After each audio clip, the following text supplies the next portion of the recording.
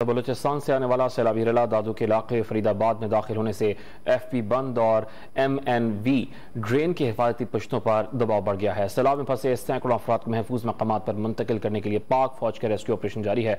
इसी पर बात करेंगे। डॉन न्यूज़ की नुमाइंदे कुर्बान अली खुश्क ने हमें ज्वाइन किया। कुर्बान, बताइएगा रेस्क्यू एंड रिलीफ ऑपरेशन कहाँ तक पहुँचा है? वहाँ बलूचिस्तान से आने वाले सैलाब का एक बड़ा रेला जो है वो हमल झील से यहाँ पे मेहर के नज़दीक जो है गुजर रहा है और ये पानी का जो सैलाबी रेला है अब खैरपुर नाथन शाह तहसील के माडो के एरिया को क्रॉस कर चुका है और अब तक यहाँ पे दादू ज़िले में 1000 से ज़ायद जो गांव हैं वो पानी की लपेट में आ चुके हैं और 8 लाख से ज़्यादा जो आबादी मुतासर हो चुकी है। मेरे साथ मजीद यहाँ पे डिप्टी कमिश्नर दादू सज मुर्तज़ा अली शाह मौजूद है। उनसे पूछते हैं कि क्या सूरत हाल है दादू की सैलाब की। बलूचिस्तान का सारा पानी और ज़िला कंबर शहदाद कोट में आगे क्यूमुलेट होता है और वो हमल ढंड के होते हुए हमल ढंड जो जिसको हमल झील कहते हैं उससे होते हुए मंशर की तरफ जाता है।